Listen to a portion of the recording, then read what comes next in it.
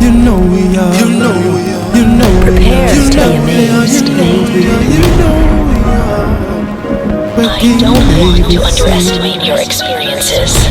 Praise the Most High. But today is going to be amazing. Son Yahshua, rise, Israel. Welcome back, brothers and sisters, to another episode of True Black History titled Israel's Migration Patterns.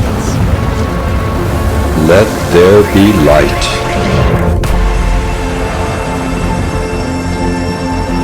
I am that I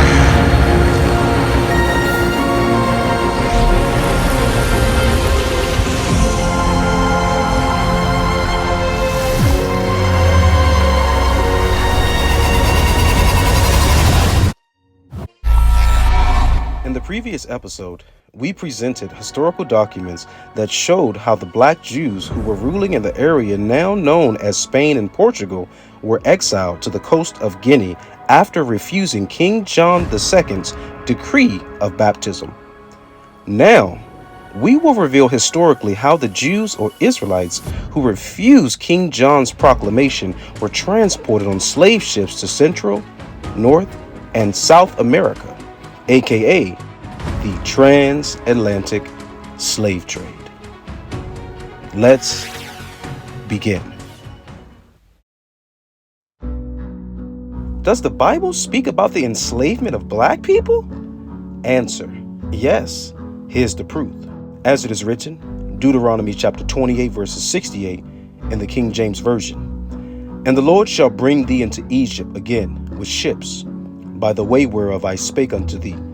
Thou shalt see it no more again, and there ye shall be sold unto your enemies for bondmen and bondwomen, and no man shall buy you. Now, before we break this scripture down, let's take a look at some historical records that confirm, one, the existence of a slave trade, and two, which nation or group of people were involved in its establishment. The Critical Review or Annals of Literature, Volume 57, published in 1788, pages 140 through 141. And it reads, Pope Nicholas V, in that famous bull, by which he granted the unknown world to the Portuguese and Spaniards, expressly permitted and ordered the Christians or Europeans to reduce all infidels, that's unbelievers, into slavery. All right, family, first of all, let's not forget that Western civilization was already established prior to European colonization. And secondly, basically what they were saying is, if you don't share my beliefs, then you and your entire family will be my property. An order zealously executed by both these nations. Let's continue.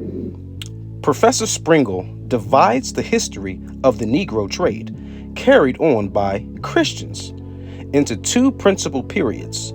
The first from 1443 to 1645, and the second from 1645 to the present times. The first period is the time of its increase, during which not only its founders, the Portuguese, but the English, the Dutch, and the French dealt in Negro slaves, though chiefly for the use of consumption of the Spaniards, and the sugar and tobacco plantations in the Brazils. During the latter period, these four nations were obliged to share the trade with the Swedes, the Danes, the Brandenburgers, the North Americans, and since 1778 with the Spaniards.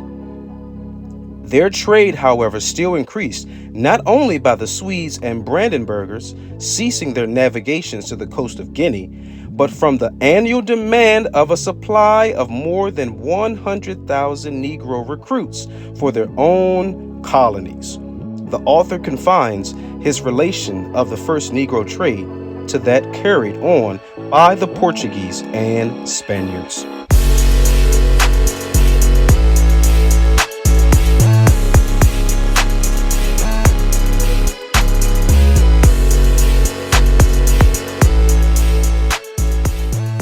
This historical document confirms and proves the existence of the slave trade. Additionally, it highlights how history once again identifies how the term Christian can be overrated. Why? Because the same people who packed your ancestors on slave ships identified as good old Christians, who ironically didn't have a problem with committing all sorts of atrocities that are clearly against the very book they claim to believe in. That's scripture.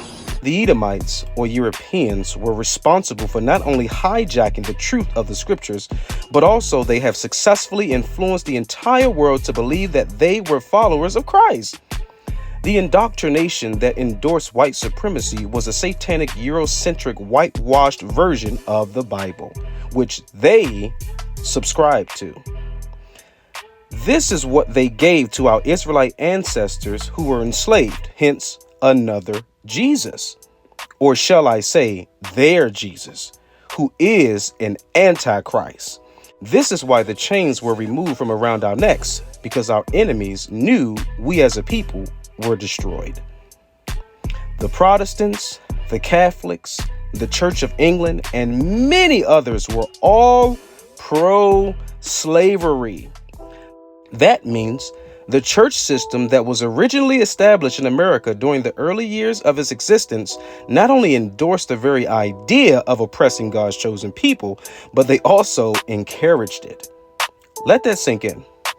And lastly, the Edomites, or Europeans, created a misinformation campaign called Christianity that falsely interpreted the scriptures through the lenses of the beast prophesied by Daniel, aka Rome, which by the sword forced and slaughtered anyone who would not submit to their demented and psychotic Roman Catholic law. And those who were spared became prisoners of war, hence slaves. Moreover, these evil Christians from Spain and Portugal were instructed by Pope Nicholas V in 1452 to enslave, capture, or punish anyone who rejects their white supremacist ideologies. This practice persisted into the late 15th century and continued into the New World. Spain and Portugal were not alone in their endeavors. Oh no. They encountered an entourage of support from neighboring countries, which also joined the race for wealth and power. However, Though they join forces, the wicked will not go unpunished. Son Yahshua, rise, Israel.